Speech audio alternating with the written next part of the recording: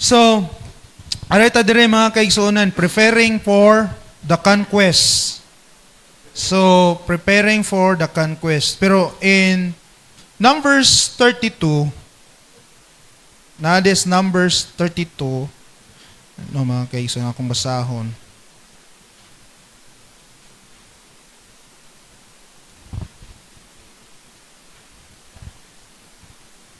Tugnawa mao di ay kay napaday hangin.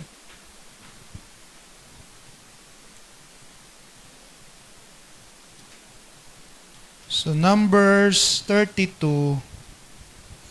So mga anak ni Ruben og ni Gad. So mga anak ni Ruben og ni Gad.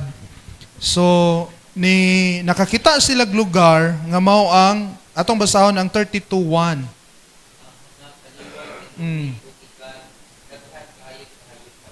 Oh.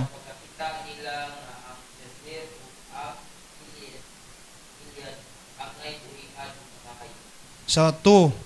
Yadto sila ka Moses, kang Eleazar nga pari, ug sa mga kadagkuhan sa Israel dugto. Ang Atarot, ang Ibon, ang Zero, ang Imra, ang Isbon, ang Inilian, ang Sipma, ang Nibo, ug ang Piyon. Ang mga dapit na gilaglag sa Ginoo pinaagi sa katawan sa Israel. Maayong buhian ug mga hayop ug kamo na sayod ng kami kagbuhat sa hayupan. Sa 5. Usa kung naluoy kamo kanang ihatag kanamo ang maong mga dapit. Ayaw na kamigdan ang kamong sulidan. Then sa last verse 6. Apan giingnan sila ni Moses, buot pa lang kamo pagsigig ingkod dinhi samtang moadto sa pagkubatan ang inyong kaigsuonan. Amen. So diha lang. So ang saad sa Ginoo is musulod sila sa promised land. Pero usahay somewhere along the way na sila nakita nga nindot mga kaigsuonan nga mao man gini atong gikinahanglan. Oh, pero wala toy labot sa saad sa Ginoo sa ilaha. So ni hangyo sila ni Moses nga pwede ba mi nga diri lang mi anak ni Ruben ug anak ni Gad. Diri lang mi kay nang buhi biya mig mga kayupan niya, daghan mig kahayupan. Diri lang mi. So unsa ingon ni Moses? Maglingkod na lang mo diri niya inyong mga igsuon makigadto sa gubat. So ingon na mga anak sa Israel dili pwede nga maglingkod lang ka inya imong igsuon nagantos, di ba? Mga kaigsuonan. Pero unsa ingon ni Moses mga kaigsuonan? Nga kinahanglan nga mukuyog mo na sila agreement dire ingon sila nga among ibilin ang mga anak dire among mga kahayupan pero kami nga mga men of war kami tanan muuban mi sa among igsuon sa pagpakig-away na niingon po si Moses nga hangtod nga mahuman sila og sitol dito sa Kanaan mubalik sila to walay kuan ang gitawag walay limitation ang pag-conquer ang promise sa Ginoo, ang pag-conquer nila sa mga teritoryo. Pero dapat unahon nila ang pinaka kuan gyud sa Ginoo pinakakatuyuan. So didto ras ganahan na maunta sila. So gibadlong sila ni Moses mga kaigsuonan. Kaingon si Moses, hayahay kay mo no? Di na mo makigubat unya inyong mga igsuon nagantos.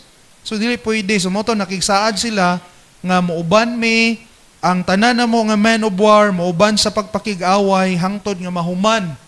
Nya mubalik sila ni adtong lugara, og ila po to nga maging part to sa ilang teritoryo. Og mao jud ni ang gihatag sa Ginoo sa ilaha, mga kaigsuonan. So, sahay mo na po na atong bantayan. Basi ba og sa atong pagpanglakaw diha sa Ginoo ba? Na i-offer sa ato ang anindot pero dili day mao ang katuyuan sa Ginoo sa atong kinabuhi. Yan, napasagdaan nato nga maging kabahin ta sa buluhaton sa Ginoo mga kaigsuonan. So preparing for the conquest. In preparation for the conquest, Moses had a second census. Napo sila census. In Numbers 26, chapter 26. Diha lang to basahon kay taas kay na siya. The first census had been taken 39 years before at Mount Sinai. So nag-census na sila before sila naabot sa Sinai. And During these 39 years, some 1,200,000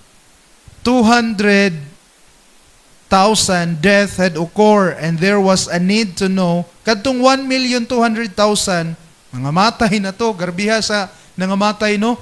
Ngamatay na to tanan, kaya nga naman, wala may dapat makasulod sa promised land nga 20 years old above. Dapat 20 years old below. Kay kantong mga tanan, mga masinupakon man to sa kamingawan. So, and there was a need to know Israel's strength as he faced the challenge of Canaan. The census revealed there were 601,730 men, 20 years and older. So wala pa ni nahurot dahil sila, mga kaisunan. So wala pa sila nahurot o kamatay. So 20 years and older. In this 39 years, 7 tribes had grown in numbers, while 5 tribes are now smaller. The tribe which increased the most was Manasseh. So ang tribe nga ning increase og maayo si Manasseh. Kinsa man si Manasseh? Joseph. Diba? Anak ni Joseph.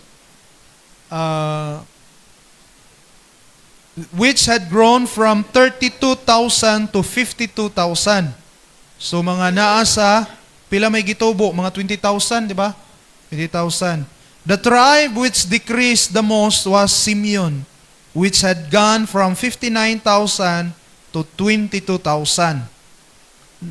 No person have been more than 58 or 59 years of age except Caleb, 79 years old. No, timanin ninyo, Caleb during the time is 79 years old. And 59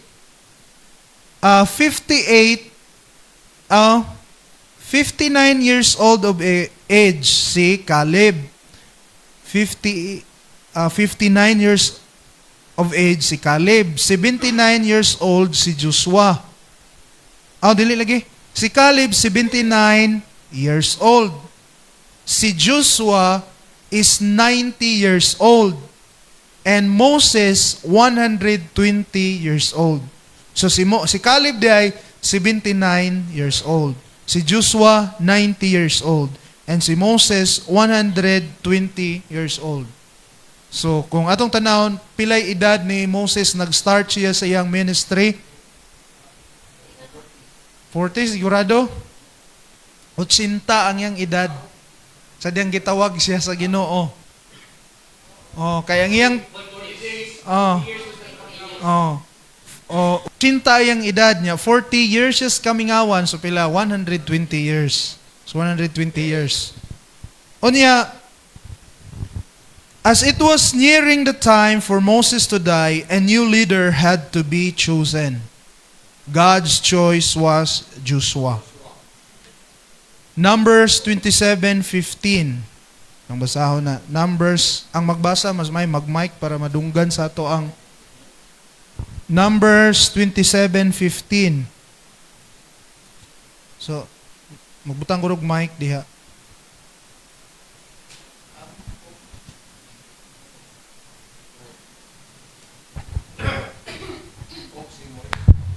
Nagampo si Moses, O Ginoo nga Dios, tinubdan sa tanang kinabuhi.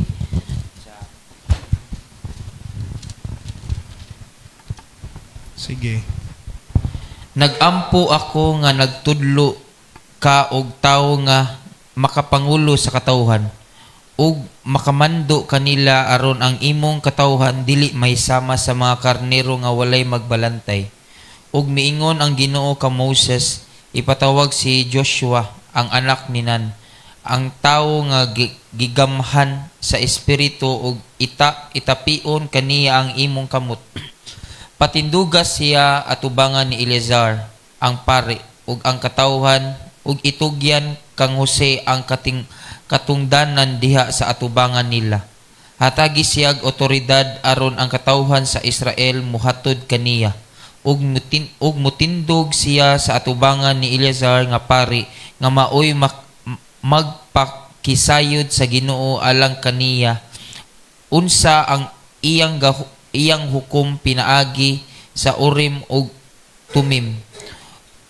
Mutuman sila bisan unsay iyang imando ug gibuhat ni Moses ang gisugo kaniya sa Ginoo. Gipatawag niya si Joshua ug gipatindog niya atubangan ni Eleazar nga pari ug sa atubangan sa katawhan. Ug gitapion ni Moses kang Joshua ang iyang kamot ug gitugyanan siya ni Moses nga sa buluhaton sumala sa gisugo kaniya sa Ginoo. Amen. So, makita nato mga kaigsuonan nga nagyoy kanang succession of leadership ba. Dili man ta forever aning kalibutana. Amen. Bisan pag unsa nimo ka powerful nga o giunsa ka makusganon nga paggamit sa Ginoo, nagyud tay ending mga kaigsuonan. So, mo nang dili gyud ta magkuan mga kaigsuonan ba nga kana bang mura na tag sikinsa, mura na tag watay kinutuban ining kalibutana ba. So bisan bag unsa nimo ka anointed, unsa ang paggamit sa Ginoo sa imuha, you come to an end. Amen. Matapos gyud ka, di pwede nga Lord. Ayaw sa Lord. Oh, dili. Matapos gyud ka. Ug dunay giandam ang Ginoo mga kaigsuonan nga mupuli sa imuha. Hallelujah. Ug mao na si Joshua. So ingon pa ni Moses, and Moses spake unto the Lord, saying, Let the Lord, the God of the Spirit of all flesh, sit a man over the congregation. Kay nakita ni Moses ba nga, ako gani Ginoo, grabe gani akong pag-antos ani mga tawhana. Sumuna Ginoo, butangi silag tao. Makita niyo, bisan pa og padung natapos si Moses ba, or sa ingon nga, ay salamat, kalinggawas nagyugkuaning mga tawhana. Naagyapon siya gibugaton sa mga tao, mga kaigsuonan. So, kanang paglihans, dili lang na nga ingon nga kanang mura nag-tradisyon na nato. So, there was an impartation, mga kaigsuonan. Hallelujah. Itapion ang imuhang kamot. Tapion. Unya si Joshua nimbarog sa tubangan ni Eleazar, nga which is si Eleazar mao ang high priest at that time. So Joshua is a national leader and Eleazar was the spiritual leader, mga kaisunan. Siya mo'y advisor ni Joshua kung dunay mga, pero di pod bot pasabot nang Ginoo dili makigistorya kang Joshua. Oh, magkuyog yun na silang duha, mga kaigsunan. So, on the first day of the 11th month of the 40th year, Moses orally delivered the great message of Deuteronomy. This was only 2 months and 10 days before Israel crossed the Jordan River. With his work of leadership and writing completed, Moses was now ready for death. He was 120 years old, but his eyesight was not dim, nor his natural force abated. He climbed to the top of Pisgah and surveyed Canaan. God assured him that this was the promised land, then took him in death and buried him in an unknown grave of a nearby valley. So grabihan no, 120 years old si Moses, pero wa nahala pang iyang mata, wa nakuhaan ang iyang kusog. Siguro, kung kita pa to, Lord, kusgan pa man ko, ay sa kukwaa, Lord. Oh, di ba? Wala siya ka-experience sa gitawag mapag-antos ng kalibutan na. Kabaw mo nga no? Kay si Moses is lifestyle niya po ang pila siya ka 40 years siya nag-fasting sa 40 days siya nag-fasting sa Mount Sinai katong pagdawat niya sa 10 Commandments. Ingon ang Biblia nga sa pagnaog niya nagsidlak ang iyang panagway, mga kaigsuonan. So dili lang na ingon na ang fasting is kanabang spiritual. Ingon ang Biblia na bodily exercises benefit a little. mag-bodily exercises ka, gamay ra kayo nagkuhan. Try og spiritual exercise, which is prayer and fasting. Dili lang ang imong spirito maapektuhan, pati imong lawas. Mga kaigsuunan, di ba? So, mao na mga kaigsuunan nga, ngano mga tao sa Biblia, walay ubis sa gitawag Israel. Number one, kaduha na sila mukaon. Kaduha sila mga onra. Unya, ang ilang mga pagkaon, mga barley, mga fruits, di ba? Kita, kay, ang sa Cebu, grabe pagka-worse sa pagkaon rin Cebu. Pungko-pungko, tuslobuwa, oh, di ba? Lechon, shumay, seafoods overload. Unsa pa na diha mga kaigsuonan, di ba? Pero adto ka sa lain na probinsya, di ba? Adto Mindanao, di man kay ingani kadaghan ang kananan. Since sa Manila, di ba? Ang kanang mga taga Manila, mayon ko na nga, grabe ang Cebu, eh. Oh, kada corner na ay kananan. Na ay kananan. Oh. So, say maglikay ta mga kaigsuonan, ngano man. Kay si Adan ug si Iba, di unta to sila kasala kung nag-fasting to sila. Wow, man sila nag-fasting, mga kaigsuonan. So, praise the Lord. Joke ra na, mga kaigsuonan. Bisan pag mag-fasting to sila, kung magpatintal sila, makasagid sila. Nya kanara ba noong mag-accept ka nga, ay, fasting ko, di ko layo ko siyawa ron. Doon lang ka siyawa. Kaya Jesus Christ bitaw, nag-fasting man to, 40 days, di ba, and 40 nights. Giduol mo sa siyawa, mga kaigsunan. Hallelujah. So, arita, sa gitawag successor ni Moses, si Joshua. When Moses come to an end, his life, someone had to be selected to be his place. This was a very important decision for the successor who the one to lead Israel across Jordan to possess Canaan. God's choice was Joshua. So, way lain nga kuan, si Joshua gyud ang pilion sa Ginoo. Hallelujah. So, ang meaning sa pangalan nga Joshua is Jehovah is salvation. Same sila meaning sa pangalan nga Jesus. Ang Jesus is the Greek or the Hebrew name of the word Jesus is Yeshua or Jeshua or Joshua. Same sad sila ani mga kaigsunan. So, matud pa diri nga salvation. It may written as Hosea, Joshua. So, in the New Testament, Jesus. Matud pa diri, he was the son of Nun. Dili ni Madre ha. Kaya di na mga nakang Madre. He was the son of Nun of the tribe of Ephraim. So, anak siya ni Ephraim. So, kisa si Ephraim, anak ni Joseph. Si Joseph o si Manasseh. Si Ephraim o si Manasseh. O niya, gi-adapt na sila ni Jacob nga mura na niya o anak yun niya. So, man akong usahay, magbasa mo sa 12 tribes, mo-appeal yun na diya si Ephraim o si Manasseh because they were adopted by Jacob, mga kaigsunan. So, his experience, he led Israel in the battle against the Amalekites. Na kung imo tanawon ba, lahi ang ministry ni Moses o ni Joshua. Never in the Bible nga makita nimo si Moses nangunay og pakig-away. He was more on interceding in prayer, mga kaigsuonan.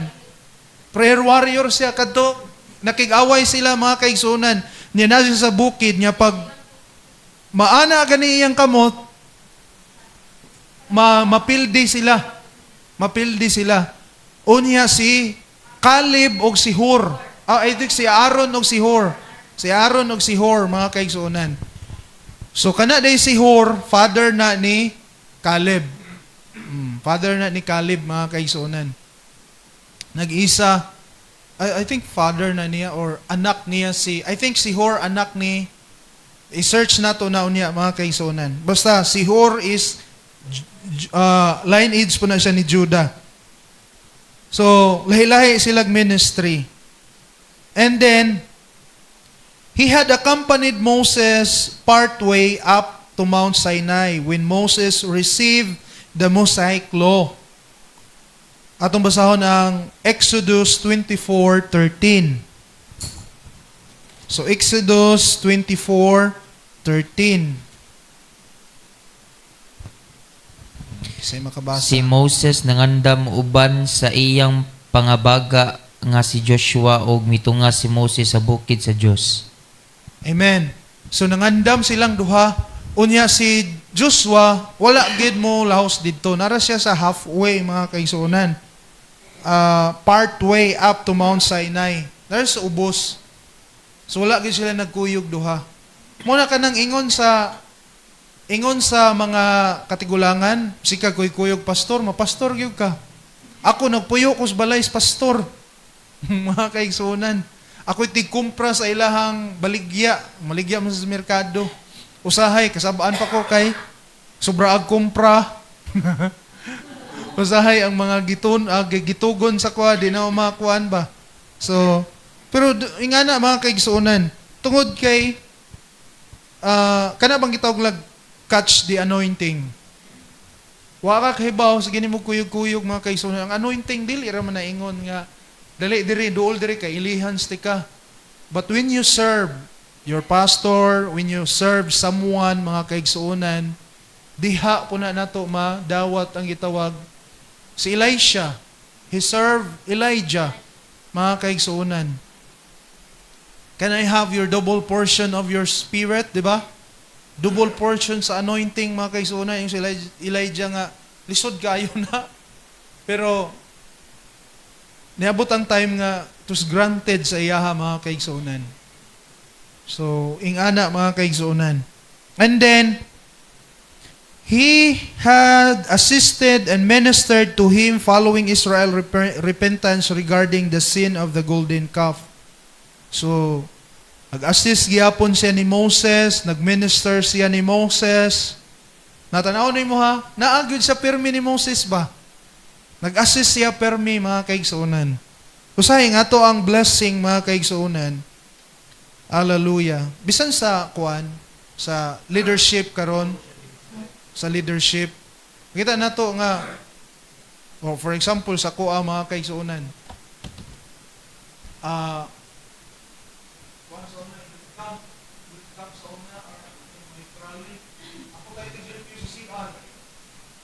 Kay gibiyaan na ang youth president ba? So kami na lang tigil ko siya. Dinapag imbis sa bawal sila mga ibang kinagbara ano sila sa floor. So ang mga putang hipuson.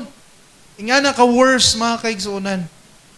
Pero tungod kana bang nag-serve ka mga kaigsuonan nga wala ka naghuna-huna nga sige mag-serve ko kay para maduol ko ani, ma-attach ko ani, mahimo kong some leaders inga na. So, ang Ginoo day nakita sa mga panahon nga way nakakita nato. 'Di ba? Muna nga kinahanglan magmuha ta nga dili lang ingon nga magpakita ta sa tao. Bisag walay makita nato, walay maka-acknowledge or recognize sa ato mga kaigsuonan. Di man buta ang Ginoo. Di man buta ang Ginoo nga di siya kakita. Umaw bitaw usahay nga matinganan lang ka nga kana bang atong mga pag-ampo, mga kaigsuonan. Wa biya nakakita ana. 'Di ba? Way nakakita ana. Yung Ginoo ra ginakita ana, mga kaigsuonan. So muna pinakalisod para sa usa ka Kristohanon. Labi na og kanang ang di ka ganahan kanang gusto kog exposure, di ka ganahan mo ampo. Ganahan na gyud ka mogunit microphone, di ka mogunit og silhig o sa badiha. So, atong tanawon si Joshua, ang kinaiya ni Joshua, mga kaigsuonan. Wa biya siya gisaaran. Wa siya gisaaran nga, ikay sunod nako. Wala siya. So, iyahan na siya dito, mga kaigsuonan. Assist lang ko ni Moses. Iyaha pong motibo is, wala pod mga kaigsuonan. Doon na siya sipiyat, katotong ibasa nga, nga bubhugan ni siya, nga dunay lain nga mga tao, si Mildad o si Idad, nga nagpropesiya, Ginoo, ginaya si Moses, badlunga sila. Ingon si Moses nga, mayo man gani unta nga ang tibok Israel magpropesiya. Nga daw nga bubho ba ka kanako? Mayo gani ang tanan magpropesiya. So dito siya na-rebukan siya ni Moses, mga kaigsuonan. Pero siguro ang iyang motibo ato is ang reputation ni Moses. Diba? Reputation ni Moses, mga kaigsuonan. Sa dihang nabadlungan siya, wara pod siya. Nga na, mga kaigsuonan. And then, he went as one of the 12 spies, representing of the tribe of Ephraim. He brought back a good report along with Caleb, urged Israel to occupy the land. So silang duha ni Caleb, mga kaigsuonan, og ni Joshua, nga ang pulo negatibo, but ang silang duha nagstand sila nga kinahanglan nga we will occupy the land because the Lord is with us. Ang nakita sa pulo ka mga negatibo na magnify ang mga giants.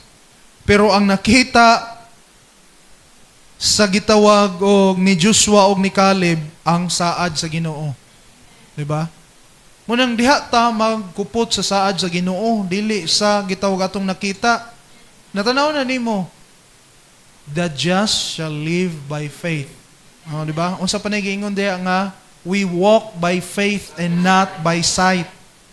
Na bang maglakaw tas pagtuo, dili kay sa atong nakita. Kay kung sa atong nakita, it sounds impossible yung kayo, di ba?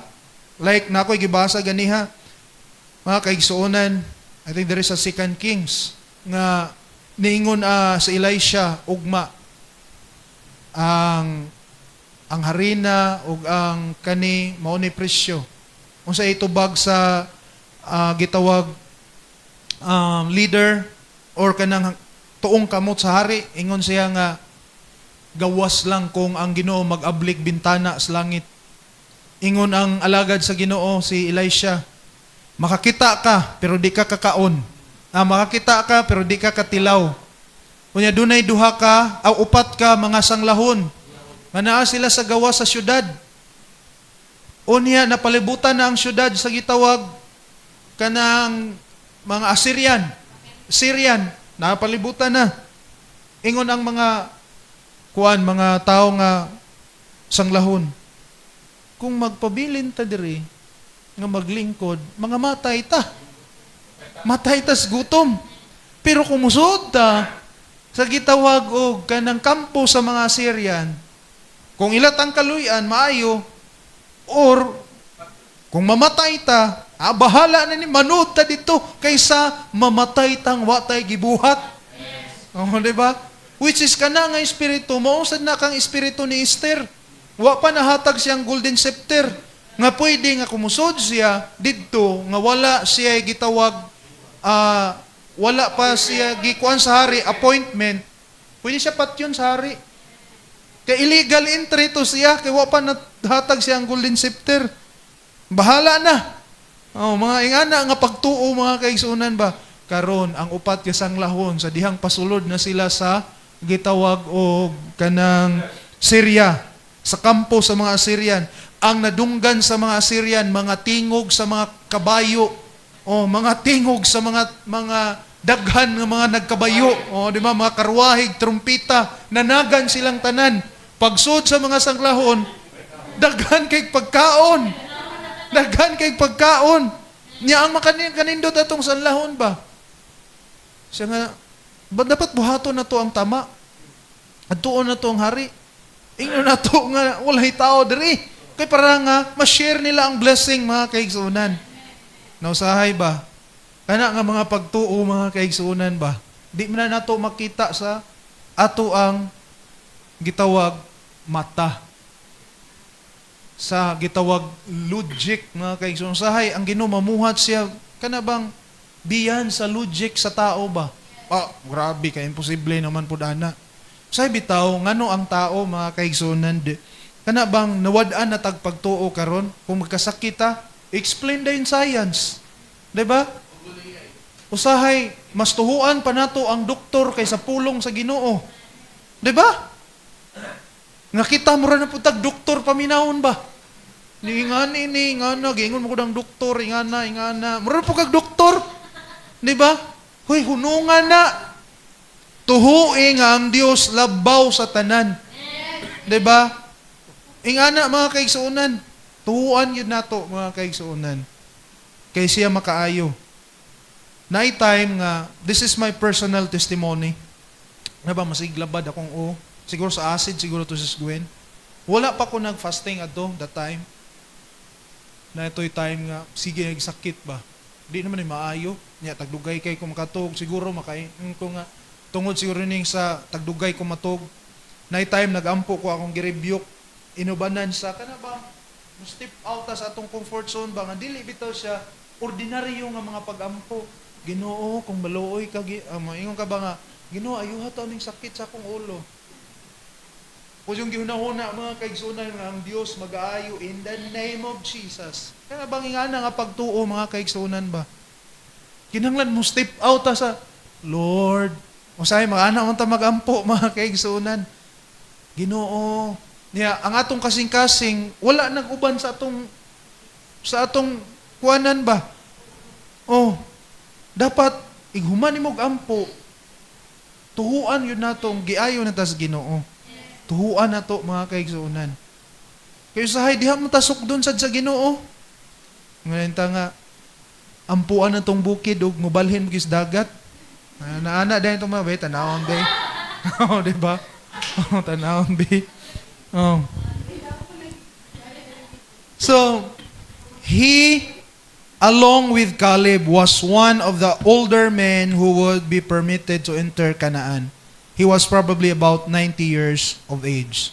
Si Joshua, ning sulod siya. So, pilay gap nila ni Moses dahil si Moses, 30, di ba? 30. So, 30 ilang gap mga kaigsuunan. So, manghod ragid niya si Joshua. So, silang duha. Makita na to, throughout his life, Joshua always acquitted himself well, demonstrating responsibility and leadership. Responsible siya. And then, he assumed the tremendous task of leading the Israelite into Canaan without making a single excuse.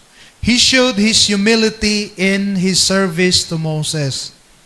Throughout his life, no sins are recorded against him.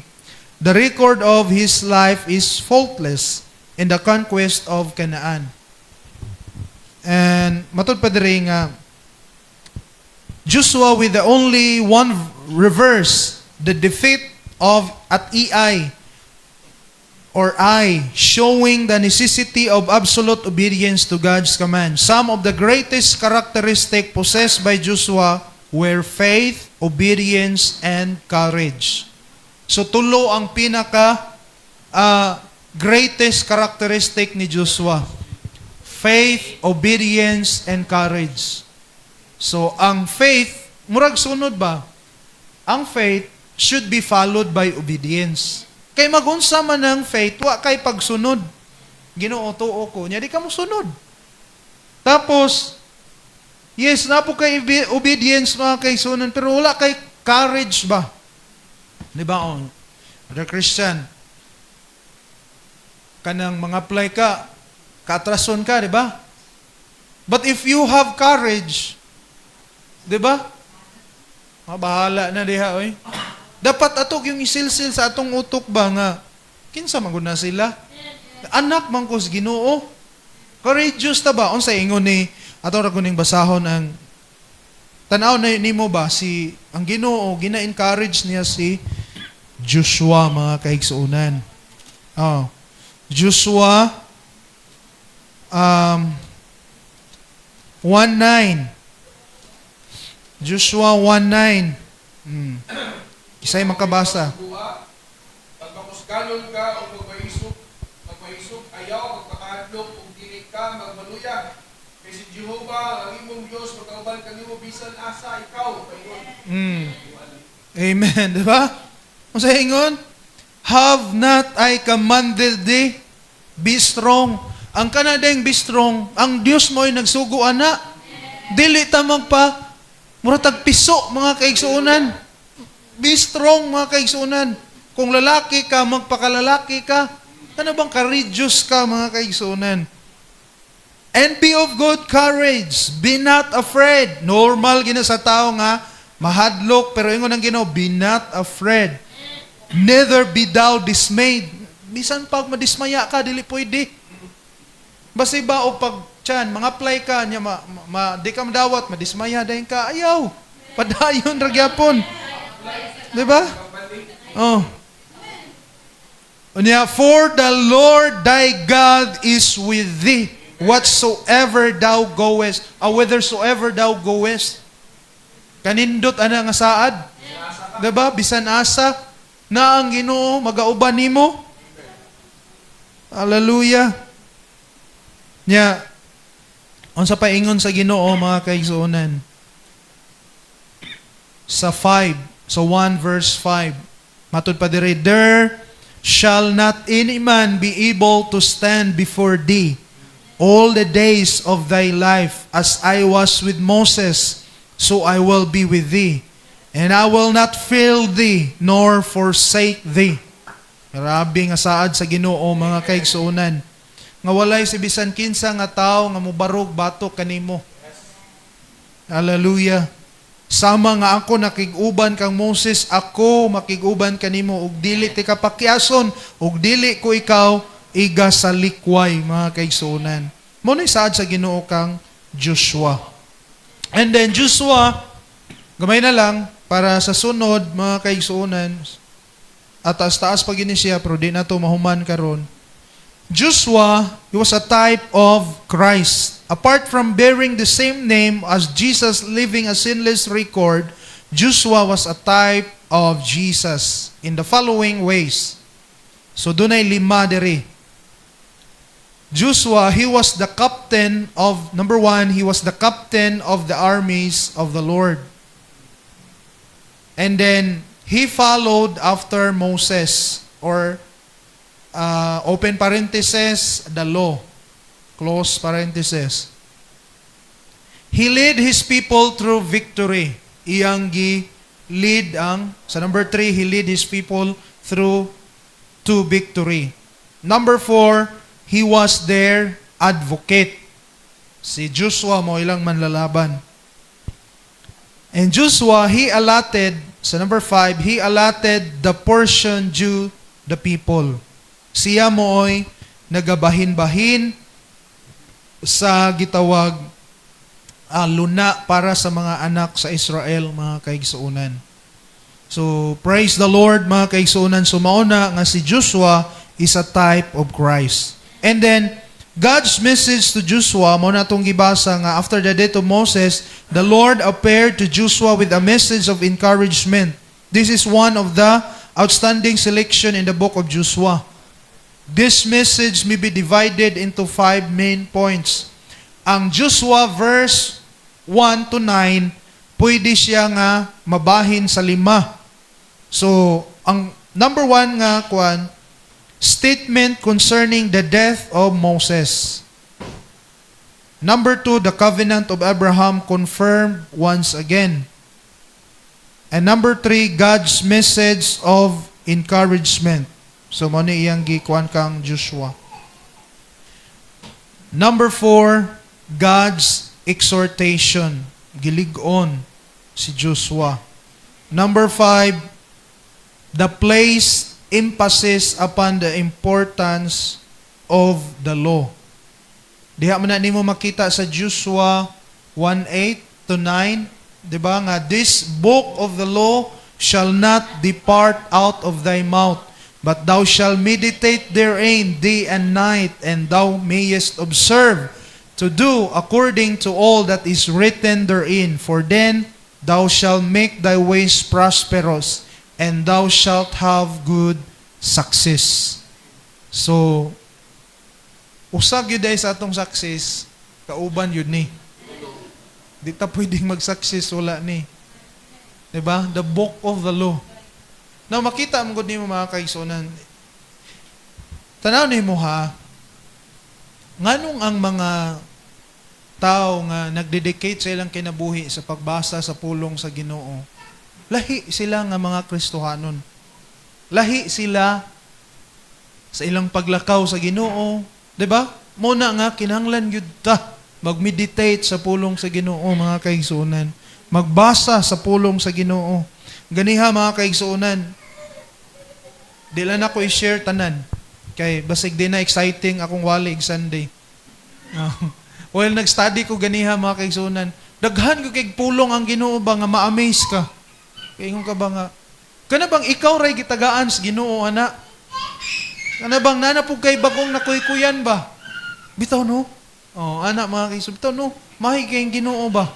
Nga gilid ka niya ana. Kay ang Biblia mura na siya og field. Na ibatuon na ay gitawag og tambok nga, murag tambok nga yuta ba? Ingani ni siya. Kita usahay, mubasa tas pulong sa Ginoo, mag-skip-skip ta. Arira ta sa atong masabtan. Di ba, pilion na to. Pero kana mga kaigsuonan, bisan pag mga generation na diha, mura na siya batuon, nga kung imo nang kuy-kuyo, na day treasure na kabaon. Di kayo nato matagaan og gibugaton. So man puro ra man nga nung gisuwat pa man sa Ginoo, si Adan ang anak kang Cain, ang anak kang Abel, kang Seth, ngana unsa man ni oy. Mura magkuani ka ng pang family life. Ingana. Pero kung imo din nang you go deeper, di ba? Makakutkot ka og treasure diha. Kung naapoy mga word of God, no need na nimo siya kutkuton.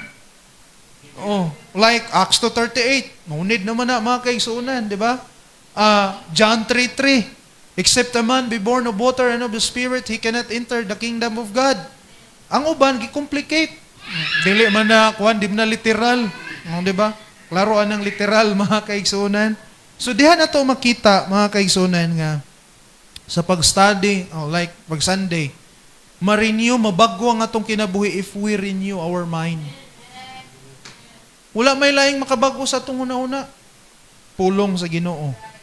Pulong sa Ginoo, mga kaigsuonan. Kaya kung wa pa ta nagtuon ron sa kinabuhi ni Joshua, ang sabuton mahibaw-an niya. Diba nga na dahil Joshua? Diba?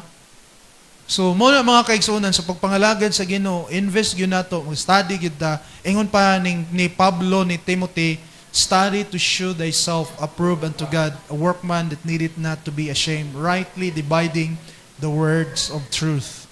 Diba? So, salamat sa Ginoo ni mong kagabihion. Unya, mag-exam ta sunod na pod ha. Mag-exam ta sunod ha. Praise the Lord. So praise the Lord, mga kaigsuonan. So, dili lang po nato ingon na kana bang striktohon, at least ma-refresh ta ba niya. Usahay kung dili man gud ta tagag challenge, wala ra pud ta. Wala ra pud ta, di ra pud ta nga maghinomdom, mga kaigsuonan. So praise the Lord, salamat sa Ginoo. Magapanindog ta, mga kaigsuonan.